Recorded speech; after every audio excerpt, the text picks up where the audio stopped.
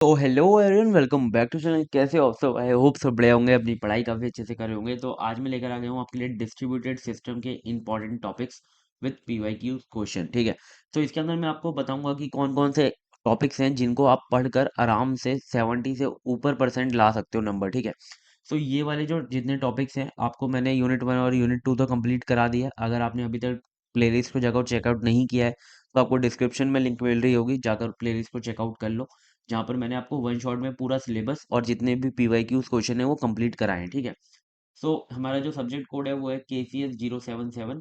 और इसके लिए इंपॉर्टेंट टॉपिक्स की बात करें तो यूनिट 1 में सबसे पहले देखते हैं। यूनिट 1 में हमारा सबसे पहले ना आर्किटेक्चरल एंड फंडामेंटल मॉडल आता है। ठीक है, सो इसके अंदर सिस्टम मॉडल के अंदर तीन होते हैं: फिजिकल, आर्किटेक्चरल एंड फंडामेंटल।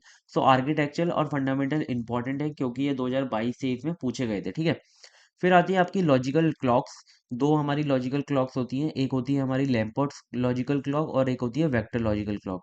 मैंने बहुत अच्छे से इस वीडियो के अंदर करा दिया है, तो चेकआउट कर लेना, इसे पढ़ लेना। ठीक है, फिर आता है आपका सेचिपर एग्ली सेंडोस एल्गोरिथम, इंपॉर्टेंट है, एंड कैंडी लैम्पर्ट्स एल्गो। ठीक है, ये दोनों इंपॉर्टेंट एल्गोरिथम है ना, बहुत इंपॉर्टेंट है, इसे कर लेना दोनों को। ठीक है, अब आती है हमारी हंग्स टर्मिनेशन डिटेक्शन एल्गोरिथम। ठीक है, सो टर्मिनेशन को ढूंढने के लिए हमारी ये वाली एल्गो काम करती है और बहुत इजी होती है, मतलब कि कुछ ही एक दो स्टेप्स होते हैं, उन्हें आप बस रीड करना है। ठीक है, ऐसा भी नहीं है कि आपको कुछ इक्वेशंस वगैरह याद करनी है, बस उन्हें पढ़ना है और आपका काम हो जाएगा। ठीक है, तो ये एल्गोरिथम के बस जो नाम होते हैं ना, ये आपको हार्ड से लग रहे हैं, लेकिन मैंने बहुत इजी वे में इनको समझाया है वीडियो के अंदर, तो कर लेना। ठीक है ना, तो आई होप आपको ये चीज़ें क्लियर होंगी यूनिट 1 के रिलेटेड कि आपको करना क्या क्या है। ठीक है, अब आती है हमारी यूनिट 2।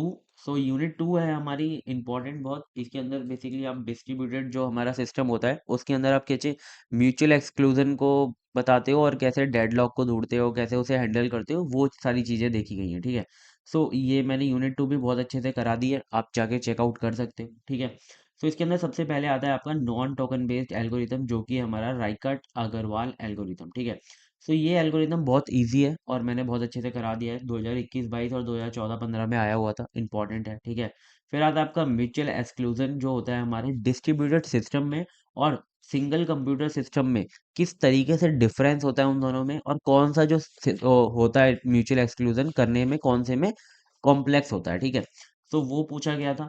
तो ये हमारा 3 साल आया हुआ है, मतलब कि 3 साल आया हुआ है, तो बहुत इंपॉर्टेंट है, प्लीज इसको कर लेना। ठीक है, मैंने करवा दिया है इसके अंदर। और फिर आता है आपका परफॉर्मेंस मैट्रिक्स। आपको 4 या 5 जो मैट्रिक्स है उन्हें याद करना है, और ये पिछले 3 साल पूछे गए हैं, इंपॉर्टेंट है। ठीक है, फिर आता है आपका ये जो 2 नंबर का क्वेश्चन होता है, ये ज़्यादा मतलब बड़ा क्वेश्चन नहीं है, रिसोर्स वर्सेस कम्युनिकेशन डेडलॉक, ये हमारा 2022-23 में आया हुआ है। फिर आते हैं आपकी स्ट्रेटजीज फॉर डेडलॉक हैंडलिंग। ठीक है, सो बेसिकली वही होता है, प्रिवेंशन, अवॉइडेंस एंड रेसोल्यूशन, तो हमारे 2022-23 में पूछे गए हैं, मैंने बहुत अच्छे से करवा दिए यूनिट के अंदर।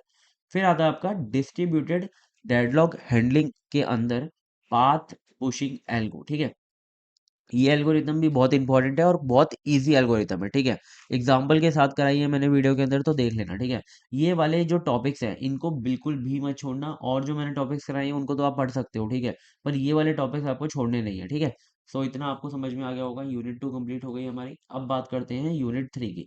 सो यूनिट 3 की अब तक वीडियो नहीं आई है, शायद आए वीडियो, बहुत मुश्किल है, पर अगर आएगी तो आपको प्लेलिस्ट के अंदर मिल जाएगी। ठीक है, सो यूनिट 3 जो है हमारी एग्रीमेंट प्रॉब्लम्स के ऊपर है। ठीक है, जो हमारे एग्रीमेंट्स होते हैं उनके प्रॉब्लम्स के ऊपर है, और उनके जो प्रोटोकॉल्स होते हैं को वो समझने हैं। ठीक है, एग्रीमेंट्स प्रॉब्लम को आपको बहुत अच्छे से समझना है। 2021-22, 2022-23, 2014-15, इन तीनों में आया हुआ है, बहुत इंपॉर्टेंट है। ठीक है, फिर आता है आपका बेंजिटिन एग्रीमेंट प्रॉब्लम, ये हमारा एक है, इसके ये थोड़ा सा वाइड टॉपिक है ना, अगर आप चाहो तो पढ़ लेना, पर देखो ये जो 2022-23, 2016-17 में आया हुआ है, तो इम्पॉर्टेंट है। जो पूरा क्वेश्चन होता है 10 मार्क्स का, अकेला ये बनता है। ठीक है, फिर आता है आपका फाइल सिस्टम, जो होता है डिस्ट्रीब्यूटेड सिस्टम के अंदर, उसके अंदर आपके कौन कौन से इश्यूज होते हैं, उसे डिजाइन करने में कौन कौन से इश्यूज होते हैं, और मतलब उसके अंदर कौन कौन सी एल्गो आप लगा सकते हो, तो वो आती है आपकी 2022-23 के अंदर, इंपॉर्टेंट है। ठीक है, अब आते हैं आपके design issues in distributed shared memory with algorithm. ठीक है, सो एल्गोरिथम क्यों लिखा हुआ है, ये अलग है। ठीक है, ये इसका इंट्रो होता है, फिर इसके अंदर एक एल्गोरिथम लगती है। सो वो आया था हमारा 2022-23 में, है ना, दो मतलब अलग अलग पूछे गए थे, ये अलग क्वेश्चन आया था और ये वाला अलग क्वेश्चन आया था। ठीक है, तो दोनों को अलग अलग पढ़ सकते हो, तो आराम से 20 नंबर यहाँ से भी बन जाते हैं, ठीक है। सो ये चारों टॉपिक्स अच्छे से कर लेना, है ना। फिर आता है आपका नेक्स्ट यूनिट 4। सो यूनिट 4 जो है हमारी, वो बैकवर्ड एंड थोड़ी सी रिकवरी पर बेस है। जो भी फेलियर्स वगैरह होते हैं उसमें आप रिकवरी कैसे करते हो, ठीक है, उसके ऊपर है, ठीक है। तो इसके अंदर सबसे पहले आपको पढ़नी है बैकवर्ड एंड फॉरवर्ड रिकवरी। आप देख सकते हो 3 साल पूछी गई है, बहुत इंपॉर्टेंट है। फिर आते हैं आपके कंसिस्टेंट चेक पॉइंट्स, ये इंपॉर्टेंट है, आपने उसके अंदर भी पढ़े होंगे डीबीएमएस के अंदर, ठीक है। सो फिर आता है आपका डेडलॉक वर्सेस लाइव लॉक, ठीक है, ये भी इंपॉर्टेंट है। और ये 2 नंबर में आ सकता है, ठीक है, पूछ सकते हैं 2 नंबर के अंदर। फिर आता है आपका issues in fault tolerance. So fault tolerance के अंदर कौन कौन से इश्यूज हैं वो देखेंगे। Static voting versus dynamic voting protocols, ये इंपॉर्टेंट है, ठीक है।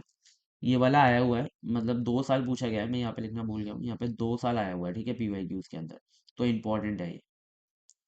फिर आता है आपका नेक्स्ट यूनिट, यूनिट 5। यूनिट 5 है हमारी atomic commit in distributed transaction, transaction पे बेस होती है ये। So atomic commit in transaction जो है हमारा, इसके अंदर कुछ प्रोटोकॉल्स होते हैं, ठीक है, वो 2022-23 में आते हैं, इंपॉर्टेंट है। फिर आती है आपकी प्रॉपर्टीज ऑफ ट्रांजैक्शन। कुछ मतलब थ्योरेटिकल है ये वाला, कि आपके ट्रांजैक्शन की कौन कौन सी प्रॉपर्टीज होती हैं, कौन कौन सी प्रॉपर्टीज आपको अचीव करनी होती है, वो इसके अंदर आ जाएंगी, ठीक है। फिर आती है आपकी log based concurrency control algorithm, ये आपने डीबीएमएस के अंदर भी पढ़े होंगे, है ना। बहुत इंपॉर्टेंट है। 2PL और स्ट्रिक्ट 2PL दोनों मतलब कर लेना, ठीक है।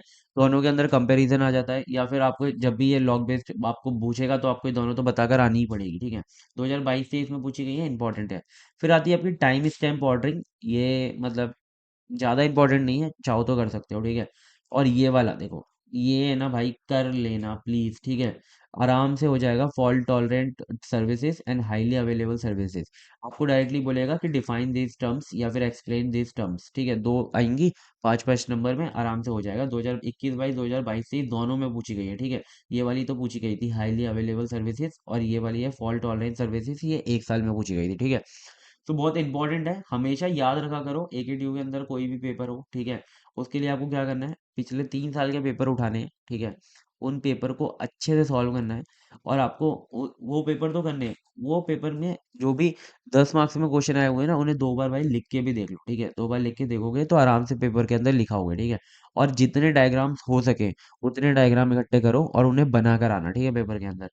तो यही सारे टॉपिक्स थे, और इतना हार्ड भी नहीं है सब्जेक्ट। काफी लोग बोल रहे थे हार्ड है, मैंने यूनिट 1 यूनिट 2 कराई है, तो इतना भी हार्ड नहीं है ज्यादा, ठीक है।